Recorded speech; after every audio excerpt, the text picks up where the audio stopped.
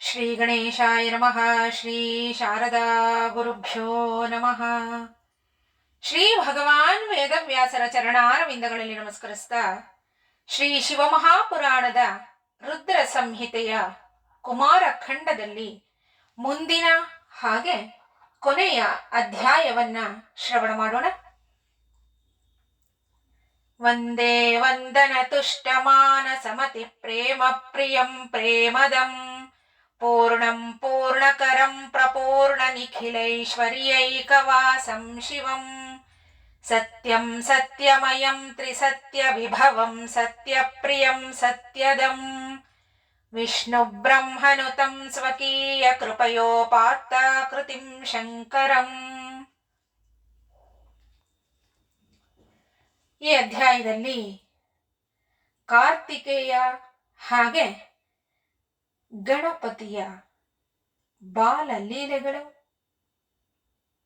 ಮತ್ತೆ ಅವರು ವಯಸ್ಕರಾದ ಮೇಲೆ ವಿವಾಹದ ಕಥೆಯನ್ನ ಶ್ರವಣ ಮಾಡೋಣ. ಶಿವ ಪಾರ್ವತಿಯರು ತಮ್ಮ ಇಬ್ಬರು ಪುತ್ರರ ಬಾಲ ಲೀಲೆಗಳನ್ನ ನೋಡಿ ಆನಂದಿತರಾಗ್ತಿದ್ರು. ಇವರಿಬ್ಬರ ಲೀಲೆಗಳು ದಿನ ದಿನವೂ ಹೆಚ್ಚುತ್ತಲೇ ಇತ್ತು. ಹಾಗೆ ಮಕ್ಕಳ ಬಗೆಗಿನ ಪ್ರೀತಿ ಮಮತೆ ಶಿವೆಯರಿಗೂ ಹೆಚ್ಚುತ್ತಿತ್ತು. ಬಾಲ ಲೀಲೆಗಳ ಜೊತೆಗೆ ಸಾಕಷ್ಟು ಜಗಳಗಳು ನಡೀತಿತ್ತು.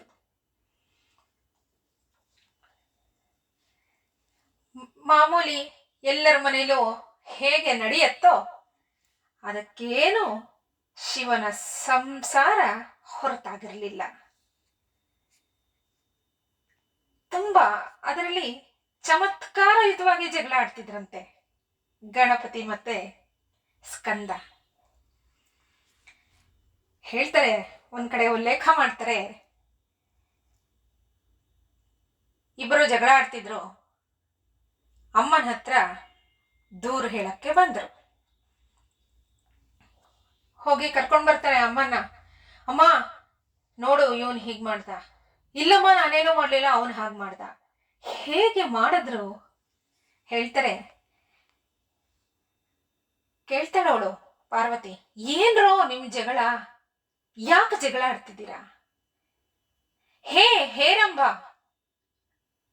ಇವನ್ ಕೇಳ್ತಾನೆ, ಕಿಮಂಬ, ಏನಮ್ಮ ರೋದಿಶಕ್ಕೆ ಯಾಕೋ ಅಳ್ತಿದ್ಯಾ? ಕರ್ಣೌ ಲುಠತ್ಯಗ್ನಿಭೂಹು. ನೋಡಮ್ಮ, ನನ್ನ ಕಿವಿ ಎಷ್ಟು ಅಗಲ ಇದೆ ಅಂತ ನೋಡಿ ನನ್ನನ್ನ ಆಡ್ಕೋತಾನಮ್ಮ. ಅಗ್ನಿಭೂಹು ಅಂದ್ರೆ ಅಗ್ನಿಯಲ್ಲಿ ಹುಟ್ಟಿದವನು ಸ್ಕಂದ. ಈ ಸ್ಕಂದ ನನ್ನ ಆಡ್ಕೋತಾನೆ ನೋಡಮ್ಮ, ನನ್ನ ಕಿವಿನ ಎಷ್ಟು ಅಗಲ ಇದೆ ನೋಡು ಅಂತ ಆಡ್ಕೋತಾ ಇದ್ದಾನಮ್ಮ. ಕಿಂತೆ ಸ್ಕಂದ ವಿಚೇಷ್ಟಿತಂ. ಯಾತಕ್ಕೆ ಸ್ಕಂದ ಹೀಗೆ ಚೇಷ್ಟೆ ಮಾಡ್ತೀಯಲ್ಲೋ, ಸುಮ್ನಿರ್ಬಾರ್ದ ಅಂತ ಅವಳು ಬೈತಾಳೆ. ಮಮ ಪುರ ಸಂಖ್ಯಾಕೃತ ಚಕ್ಷುಷಾಂ ಅಂತ ಹೇಳ್ತಾನೆ. ಅಮ್ಮ, ನಾನೇನು ಮೊದಲು ಜಗಳ ಶುರು ಮಾಡ್ಲಿಲ್ಲಮ್ಮ, ಅವನೇ ಮೊದಲು ಜಗಳ ಶುರು ಮಾಡಿದ್ದು. ಏನ್ ಮಾಡ್ದ ಗೊತ್ತಾ? ಸಂಖ್ಯಾಕೃತ ಚಕ್ಷುಷಾಂ. ನನಗಾರ ಮುಖ, 12 ಕಣ್ಣು, 1 2 3 4 ಅಂತ 12 ಕಣ್ಣುಗಳಿದೆ ನಿನಗೆ ಅಂತ ಏಣಿಸಿ ಆಡ್ಕೋತಾನಲ್ಲಮ್ಮ. ನೈತತ್ತೇ ಶುಚಿತಂ ಗಜಾಸ್ಯ ಚರಿತಂ ನಾಸಾ ಪ್ರಮೀತಾ ಚಮೆ. ಇವನ್ ಸುಮ್ನೆ ಕೂತ್ಕೋತಾನ ಗಣಪತಿ. ಇವನ್ ಹೇಳ್ತಾನೆ, ಇಲ್ಲಮ್ಮ, ಇಲ್ಲ, ಸುಳ್ಳು ಹೇಳ್ತಾ ಇದ್ದಾನೆ. ನೋಡಮ್ಮ, ನನಗೆ ಆನೆ ಮುಖ ಇದೆ ಅಂತನ್ಬಿಟ್ಟು ಸೊಂಡ್ಲು ಅಳಿತಾನಮ್ಮ. ಇಷ್ಟಿದೆ ನೋಡೋ ನಿನ್ ಸೊಂಡ್ಲು ಅಂತ ನನ್ ಸೊಂಡ್ಲು ಅಳಿದ್ಬಿಟ್ಟು ನನಗೆ ಹೇಳ್ತಾನೆ. ನೋಡಮ್ಮ, ನನಗ್ ಕೋಪ ಬರಲ್ವಾ? ತಾವೇವಂ ಸಹಸಾ ವಿಲೋಕ್ಯ ಹಸಿತ ವ್ಯಗ್ರ ಸದಾ ಪಾತುವಃ. ಈ ರೀತಿ ಜಗಳ ಆಡ್ದಂತ ವಿನಾಯಕ ಸ್ಕಂದರನ್ನ ನೋಡಿ ತಾಯಿ ಪಾರ್ವತಿ ಇಬ್ಬರಿಗೂ ಏನೂ ಹೇಳಕ್ಕಾಗದಲೆ ನಕ್ಕೊಂಡು ಒಳಗೆ ಹೋಗ್ತಾಳಂತೆ. ಈ ರೀತಿಯಾದ ವಿನೋದವನ್ನ, ಸಂತೋಷವನ್ನ ತಾಯಿಗೆ ಕೊಟ್ಟಂತ ಆ ಇಬ್ಬರು ನಮ್ಮನ್ನ ಕಾಪಾಡ್ಲಿ ಅಂತ ಸಂಸ್ಕೃತದ ಕವಿಯೊಬ್ಬ ಬರೀತಾನೆ. ಮುಂದೆ ಹೀಗೆ ಈ ಜಗಳ, ಆಮೇಲಿಂದ ವಾದ ವಿವಾದ, ಅದರಲ್ಲಿ ಹೆಚ್ಚಿನ ಬುದ್ಧಿವಂತಿಕೆ, ಇವೆಲ್ಲ ತೋರಿಸ್ತಾ ಶಿವೆಯರ್ನ ಸಂತೋಷ ಪಡಿಸ್ತಾ ದಿನೇ ದಿನೇ ಬೆಳೀತಾ ಇದ್ರು ಇಬ್ರು. ವಿವಾಹದ ವಯಸ್ಸು ಬಂತು. ತಂದೆ ತಾಯಿ ಇಬ್ರು ಇವರ ವಿವಾಹದ ಬಗ್ಗೆ ಚರ್ಚೆ ಮಾಡ್ತಾರೆ. ಅದನ್ನ ಕೇಳಿಸ್ಕೊತಾರೆ ಇಬ್ರು. ಓಹೋ, ನಮ್ಮ ಮದುವೆ ವಿಚಾರ ಮಾಡ್ತಿದ್ದಾರೆ. ನಾನು ಮೊದಲು ಮದುವೆ ಆಗ್ಬೇಕು ಅಂತ ಒಬ್ಬ, ಇಲ್ಲ ನಾನು ಮೊದಲು ಮದುವೆ ಆಗ್ಬೇಕು ಅಂತ ಇನ್ನೊಬ್ಬ. ಇಲ್ಲೂ ವಿನೋದವೇ. ಆಮೇಲಿಂದ ಇದಕ್ಕೂ ಜಗಳ ಶುರುವಾಯಿತು. ಶಿವ ಪಾರ್ವತಿಯರು ಹೇಳ್ತಾರೆ, ನೋಡಿ, ನಮ್ಗೆ ಯಾರೊಬ್ಬರ ಮೇಲೂ ವಿಶೇಷವಾದ ಪ್ರೀತಿ ಅಂತ ಏನೂ ಇಲ್ಲ, ಇಬ್ರೂ ಒಂದೇ. ನಮಗೆ ಇಲ್ಲಿ ಒಬ್ರು ಹೆಚ್ಚು ಒಬ್ರು ಕಡಿಮೆ ಅಂತ ನಾವು ಯಾವತ್ತೂ ನಿಮ್ಮನ್ನ ತೂಗಿ ಅಳೆದು ಏನೂ ಮಾಡಿಲ್ಲ. ಆದ್ರಿಂದ ನಾವು ನಿಮ್ಮ ವಿವಾಹದ ವಿಷಯದಲ್ಲಿ ಒಂದು ಷರತ್ತನ್ನ ಇರಿಸ್ತೀವಿ. ಯಾರು ಇಡೀ ಭೂಮಂಡಲವನ್ನ ಪ್ರದಕ್ಷಿಣೆ ಮಾಡಿ ಮೊದಲು ಬರ್ತಾರೋ, ಅದು 7 ಸಲ ಪ್ರದಕ್ಷಿಣೆ ಮಾಡಿ ಮೊದಲು ಬರ್ತಾರೋ, ಅವನ ಶುಭ ವಿವಾಹವನ್ನ ಮೊದಲು ಮಾಡಲಾಗತ್ತೆ. ಸರಿ, ತಂದೆ ತಾಯಿಯರ ಮಾತನ್ನ ಕೇಳಿ ಕಾರ್ತಿಕೇಯ ತಕ್ಷಣ ಪೃಥ್ವಿಯ ಪ್ರದಕ್ಷಿಣೆಗೆ ಹೊರಟೇ ಬಿಟ್ಟ. ಆದ್ರೆ ಗಣೇಶ ಸ್ಥೂಲ ಕಾಯ, ಹೇಗೆ ಸುತ್ತಾಡ್ಕೊಂಡು ಬರ್ತಾನೆ. ಅವನಿಗೆ ಗೊತ್ತು, ಇಲ್ಲ ಇವನಷ್ಟು ಸ್ಲಿಮ್ ಆಗಿ ನಾನಿಲ್ಲ, ನನ್ನ ಕೈಲಾಗಲ್ಲ. ಆದ್ರೆ ಬುದ್ಧಿ ತುಂಬಾ ಚತುರ ಬಾಲಕ ಅಲ್ಲೇ ನಿಂತ ಯೋಚನೆ ಮಾಡ್ತಾನೆ, ಸ್ವಲ್ಪ ದೂರವೂ ನಾನು ನಡೆಯೋಕ್ಕಾಗಲ್ಲ ನನ್ನ ಕೈಲಿ. ಹಾಗಿರುವಾಗ ಈ ಇಡೀ ಪೃಥ್ವಿಯನ್ನ ಹೇಗೆ ತಾನೇ ನಾನು ಪ್ರದಕ್ಷಿಣೆ ಮಾಡ್ತೀನಿ ವಿಚಾರ ಮಾಡ್ದ. ಮರಳಿ ತನ್ನ ಸ್ಥಾನಕ್ಕೆ ಬರ್ತಾನೆ. ವಿಧಿಪೂರ್ವಕವಾಗಿ ಸ್ನಾನ ಮಾಡ್ದ. 2 ಆಸನಗಳನ್ನ ಹಾಕಿ ಕರ್ಕೊಂಡು ಬಂದು ಶಿವೆಯರನ್ನ ಅಂದ್ರೆ ತನ್ನ ತಂದೆ ತಾಯಿಯರನ್ನ ಕೂಡಿಸ್ದ. ಅವರಿಗೆ ವಿಧಿವತ್ತಾಗಿ ಪೂಜೆ ಮಾಡ್ದ. 7 ಬಾರಿ ಪ್ರದಕ್ಷಿಣೆ ಮಾಡ್ದ. ಅವರಿಬ್ರು ಗಣೇಶನ್ಗೆ ಹೇಳ್ತಾರೆ, ಮಗು, ಕಾರ್ತಿಕೇಯನು ಪೃಥ್ವಿಯ ಪ್ರದಕ್ಷಿಣೆಗೆ ಹೋಗಿದ್ದಾನೆ, ಈಗ ನೀನು ಸಮುದ್ರ ಪರ್ಯಂತ ವಿಸ್ತಾರವಾಗಿರುವಂತ ದೊಡ್ಡ ದೊಡ್ಡ ಕಾಡುಗಳಿಂದ ಕೂಡಿದ ಈ ಸಪ್ತ ದ್ವೀಪ ವಿಶಾಲ ಪೃಥ್ವಿಯನ್ನ ಪ್ರದಕ್ಷಿಣೆ ಮಾಡಿ ಬಂದ್ಬಿಡು ಬೇಗ. ನೀನ್ ಬೇಗ ಬಂದ್ರೆ ನಿನಗೆ ನಾವು ಮೊದಲು ಮದ್ವೆ ಮಾಡ್ತೀವಿ. ಹೇಳ್ತಾನೆ, ಅಮ್ಮ, ನಾನು ಆಗ್ಲೇ 7 ಬಾರಿ ಪೃಥ್ವಿಯ ಪ್ರದಕ್ಷಿಣೆಯನ್ನ ಪೂರೈಸ್ಬಿಟ್ಟಿದ್ದೀನಲ್ಲಮ್ಮ. ಧರ್ಮದ ಸಂಗ್ರಹ ಭೂತ ವೇದಗಳಲ್ಲಿ ಶಾಸ್ತ್ರಗಳಲ್ಲಿ ದೊರೆಯೋ ವಚನಗಳು ಸುಳ್ಳೋ ಸತ್ಯವೋ ಏನೋ, ಯಾವ ಪುತ್ರ ತಂದೆ ತಾಯಿಯರ ಪೂಜೆ ಮಾಡಿ ಅವರಿಗೆ ಪ್ರದಕ್ಷಿಣೆ ಬರ್ತಾನೋ ಅವನಿಗೆ ಭೂ ಪ್ರದಕ್ಷಿಣೆಯ ಫಲ ಸುಲಭವಾಗಿ ಸಾಧ್ಯವಾಗುತ್ತೆ ಅಲ್ವಮ್ಮ. ಅವರಿಬ್ಬರ ಚರಣಗಳೇ ಮಹಾ ತೀರ್ಥವಾಗಿದೆ. ಅದರಿಂದ ತೀರ್ಥಯಾತ್ರಾ ಫಲವೂ ದೊರಕತ್ತೆ.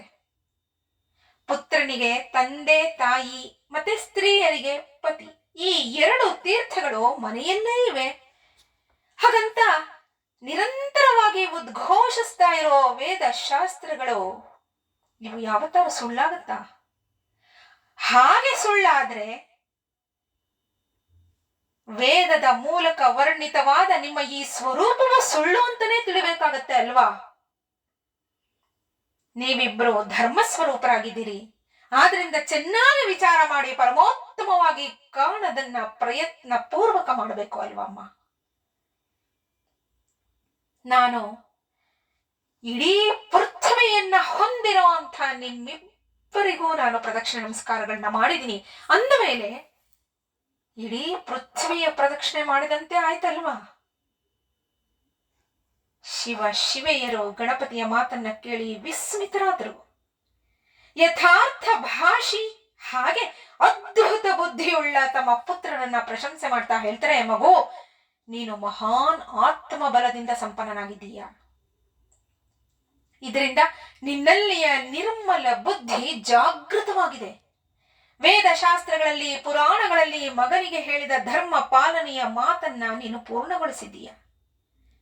ನಿನ್ನ ಮಾತನ್ನ ನಾವು ಪೂರ್ಣವಾಗಿ ಒಪ್ಕೊಂಡಿದ್ದೀವಿ ಅಂತ ಹೇಳಿ ಪ್ರಜಾಪತಿ ವಿಶ್ವರೂಪನಿಗೆ ಈ ವಿಚಾರವಾಗಿ ಯೋಚಿಸೋಕೆ ಹೇಳ್ತಾರೆ. ವಿಶ್ವರೂಪನಿಗೆ ದಿವ್ಯ ರೂಪ ಸಂಪನ್ನರಾದ ಇಬ್ಬರು ಕನ್ಯೆಯರು ಇದ್ರು. ಅವರೇ ಸಿದ್ಧಿ ಮತ್ತೆ ಬುದ್ಧಿ. ಬಹಳ ಸುಂದರರಾಗಿದ್ರು. ಶಿವೆಯರು ಅವರಿಬ್ಬರೊಡನೆ ಸಂತೋಷದಿಂದ ಗಣೇಶನ ವಿವಾಹ ಸಂಸ್ಕಾರವನ್ನ ಮಾಡ್ತಾರೆ. ಆ ಸಂದರ್ಭದಲ್ಲಿ ಸಮಸ್ತ ದೇವತೆಗಳು ಆಗಮಿಸಿದ್ರು. ಕಾಲಾನಂತರ ಗಣೇಶನ ಪತ್ನಿ ಸಿದ್ಧಿಯ ಗರ್ಭದಿಂದ ಕ್ಷೇಮ ಅನ್ನೋ ಪುತ್ರ, ಹಾಗೆ ಬುದ್ಧಿಯ ಗರ್ಭದಿಂದ ಲಾಭ ಅನ್ನೋ ಪುತ್ರನನ್ನ ಗಣಪತಿ ಪಡೆದ. ಹೀಗೆ ಗಣೇಶ ಚಿಂತೆ ಸುಖವನ್ನ ಅನುಭವಿಸ್ತಾ ಇದ್ದಾಗ ಕಾರ್ತಿಕೇಯನ ಮನಸ್ಸಿನಲ್ಲಿ ಭಾರಿ ಕ್ಷೋಭೆ ಉಂಟಾಯಿತು. ಕಷ್ಟಪಟ್ಟು ಈ ಪೃಥ್ವಿಯನ್ನ ಸುತ್ತಾಡ್ಕೊಂಡು ಬಂದಿದ್ದೀನಿ, ಕಷ್ಟಕ್ಕೆ ಬೆಲೆನೇ ಇಲ್ಲವಾ? ಇವನೇನೋ ಬುದ್ಧಿಲಿ ಚತುರತೆಯನ್ನ ತೋರಿಸಿರಬಹುದು, ಆದ್ರೆ ನಾನು ಕಷ್ಟಪಟ್ಟಿದ್ದಕ್ಕೆ ಫಲವೇ ಇಲ್ವಲ್ಲ. ಕೋಪ ಬರುತ್ತೆ ಅವನಿಗೆ. ಶಿವ ಪಾರ್ವತಿಯರು ಅವನನ್ನ ಎಷ್ಟು ತಡೆದರೂ ನಿಲ್ಲದೆ ಕ್ರೌಂಚ ಪರ್ವತದ ಕಡೆಗೆ ತೆರಳಿದ. ಆ ದಿನದಿಂದಲೇ ಕಾರ್ತಿಕನ ಕುಮಾರತ್ವ ಪ್ರಸಿದ್ಧವಾಯಿತು.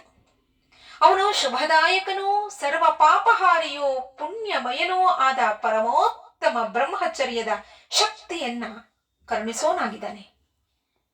ಕಾರ್ತಿಕ ಪೌರ್ಣಿಮೆಯೆಂದು ಸಮಸ್ತ ದೇವತೆಗಳು ಋಷಿಗಳು ಕುಮಾರನ ದರ್ಶನಕ್ಕೆ ಕ್ರೌಂಚ ಪರ್ವತಕ್ಕೆ ಹೋಗ್ತಾರೆ. ಕಾರ್ತಿಕ ಪೌರ್ಣಿಮೆಯೆಂದು ಕೃತಿಕಾ ನಕ್ಷತ್ರದ ಯೋಗ ಉಂಟಾದಾಗ ಕಾರ್ತಿಕೇಯನ ದರ್ಶನ ಮಾಡೋರ ಸಮಸ್ತ ಪಾಪಗಳು ನಾಶವಾಗುತ್ತವೆ. ಆದರೆ ಸ್ಕಂದನ ಅಗಲುವಿಕೆಯಿಂದ ಉಮೆಗೆ ಬಹಳ ದುಃಖ ಆಗತ್ತೆ. ಶಿವನನ್ನ ಕೇಳ್ತಾಳೆ, ನನ್ನನ್ನ ಕ್ರೌಂಚ ಪರ್ವತಕ್ಕೆ ಕರ್ಕೊಂಡು ಹೋಗಿ ಈಗ್ಲೇ ಅಂತ. ಶಿವೆಯನ್ನ ಕರ್ಕೊಂಡು ತನ್ನ ಒಂದು ಅಂಶದಿಂದ ಆ ಪರ್ವತಕ್ಕೆ ತೆರಳಿದ. ಮತ್ತೆ ಮಲ್ಲಿಕಾರ್ಜುನ ಅನ್ನೋ ಜ್ಯೋತಿರ್ಲಿಂಗದ ರೂಪದಲ್ಲಿ ಅಲ್ಲೇ ಪ್ರತಿಷ್ಠಿತನಾದ.